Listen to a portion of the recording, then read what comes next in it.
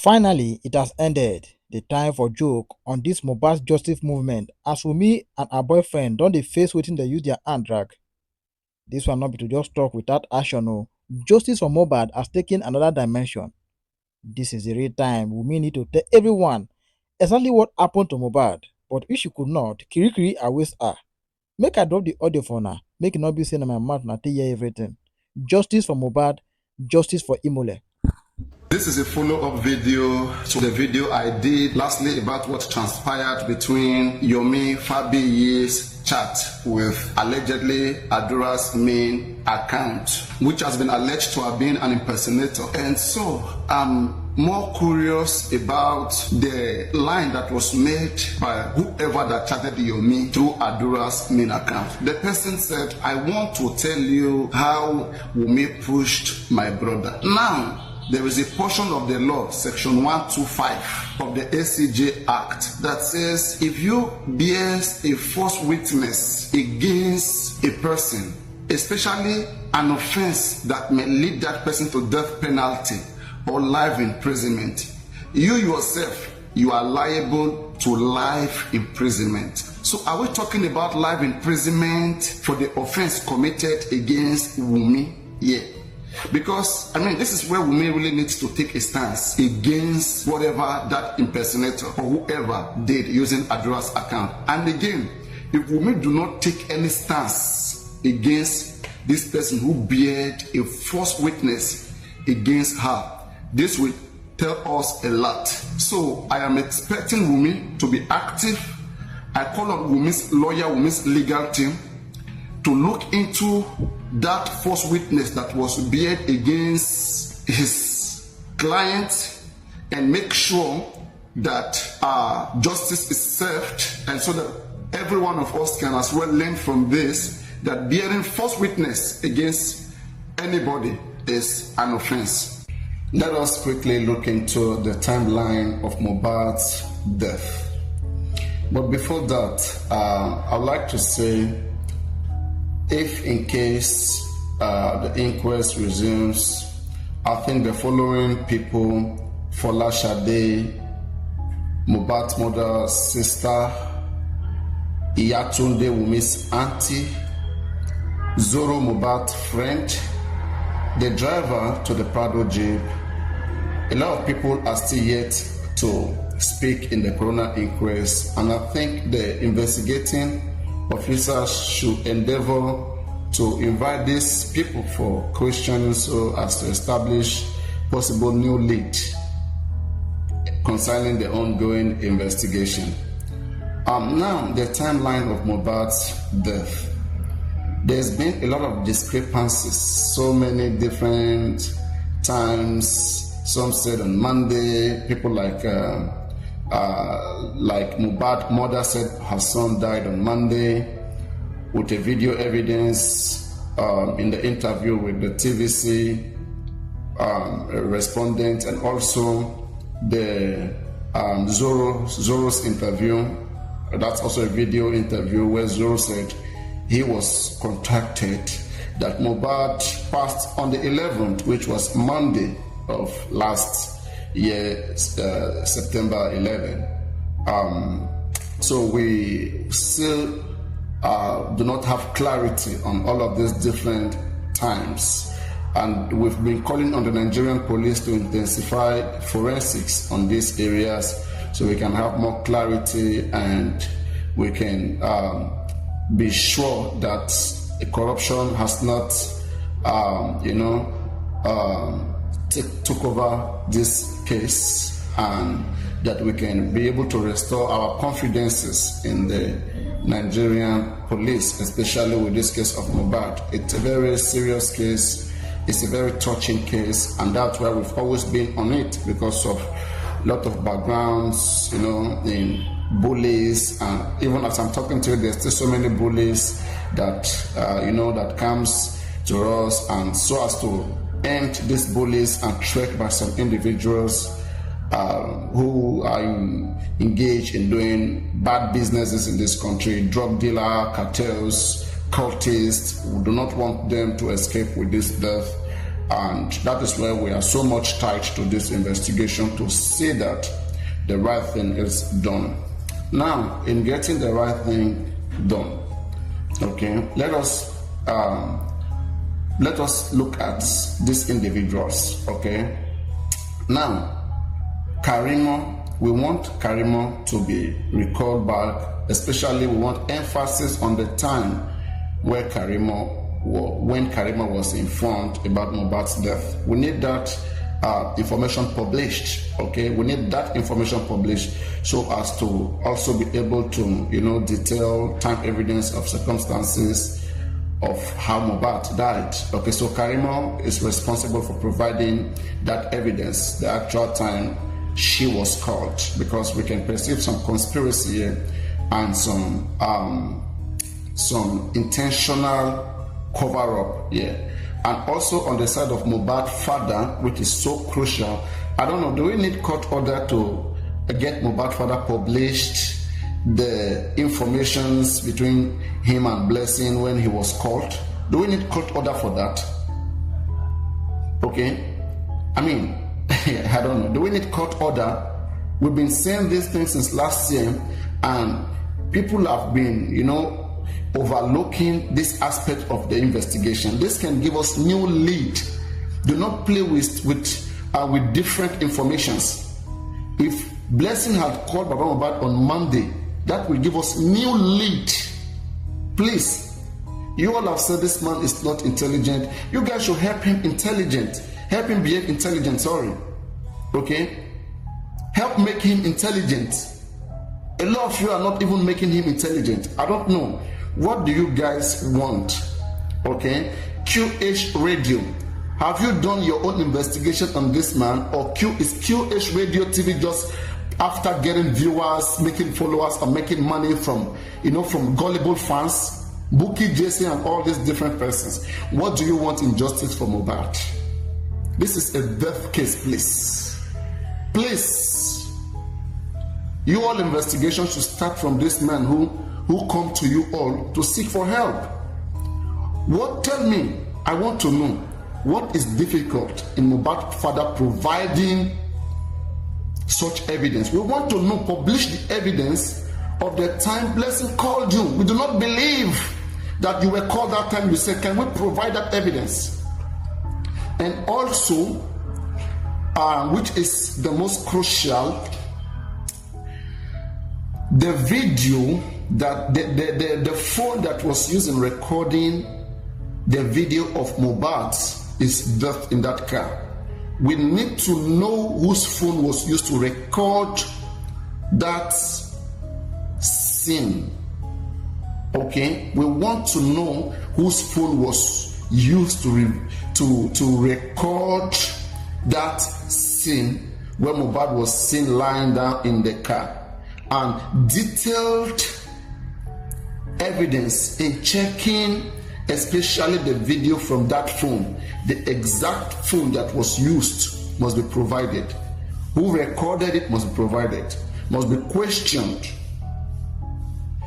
Guys, we can always see detail of when videos were recorded in the phone which was used to do so. We need that phone. We need that accountability, and it's very crucial. In fact, this may give us a new lead and direction towards this whole case. Okay, and there are so many people who were sending condolences, to the family of the deceased even before the nurse arrived. Darosha and Blessing, Mohbad's elder sisters, time at which Mohbad's death was announced to them, continued to be 11 a.m. The nurse was said to have come to that place, about 2 p.m. or so. So, did the nurse keep Mohbad alive? Was Mohbad already dead and people were already sending condolences as early as Tuesday morning? When did Mohbad die? When did Mohbad die? Is there any oath of secrecy here? Could it have been that this whole family went into an oath not to give full detailed or to keep, relevant information secretive to themselves? I'm wondering. And do they understand that all of this hiding of information could be a crime against them? In an ongoing judicial investigation, you have evidence and you are hiding it, which is not a defense. This is a pure ignorance of the law, and you can be held liable to it.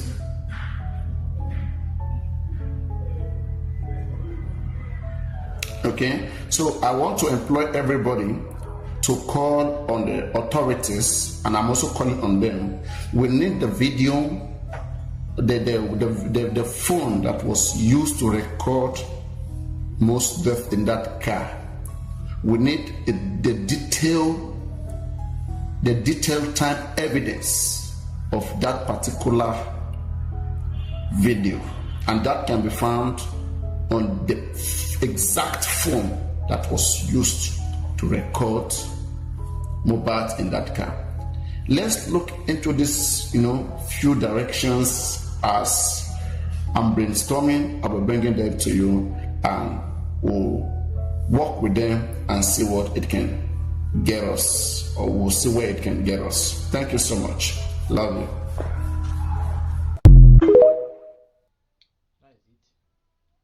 I want to say, does Adura and Damola understand the implication of what they have done? In case you do not understand the implication, let me remind you. Adura account was used to message Yomi. In midst of that, there comes Damola claiming allegedly to have been the one to have chatted Yomi. Is this a conspiracy between Adura and Damola to attempt to defraud Yomi and also conceal some relevant information helpful in this ongoing homicide case investigation? Do you guys understand that right now that Damola is confessing to that effect, Yomi can now say, okay, I am not a magician to be on the other side to know who was using the handle. It is made clear now that Adura handle was used. To what extent, to what cooperation between Adura and Damola, we do not know. It is not well substantiated enough. Maybe in court, maybe that can happen. Maybe more deeper investigation can go into that and make clear when the case possibly gets to court. So what if, after Damola confessing now, what if Yomi decides to petition both Adura and Damola for conspiracy to attempting to defrauding him and also concealing a possible relevant information which is good enough or helpful in the ongoing homicide case investigation? Will the police not listen to that? Would the police bush any Yomi's petition against Adura and possibly Damola? Damola brought himself into the case. Yomi don't know Damola. Yomi only knew the handle that charged with him, and that was Adura. That was Adura's handle. To what extent, whether indeed was Adura or was her, I mean, there's ignorance of the fact that Yomi do not know who was on the other side. So how do you hold Yomi responsible, okay, for any maligning or defaming Adura whatsoever? Is Yomi a magician? Was Adura handle used or not? As long as Adura handle was used, a part of a video which may possibly help in the investigation was sent to Yomi. Yomi need more clarity. Yomi need elaboration, not threat, not intimidation. No level of intimidation is going to cause any frustration or make anybody abstain from stating their fact and their truth. Yomi continued to state the fact here, and the fact here was Adura's hand message Yomi, describing the situation of his brother's death. So what are we saying? Should that be ignored? Has deep investigation done into the clip that was sent to Yomi, which I think Yomi is very much bothered about. I don't think Yomi is bothered about whoever that chatted him. Yomi already got the name of the handle, which was Adura, and the information that came through that handle is what is baffling here. So, are we going to investigate that video and get the full video, know the origination, the time, date, and place, who recorded it? Those informations may lead us to unraveling this homicide case. And how many person has been scammed so far with that account? Is that account an instrumental of scam? Those have to be investigated.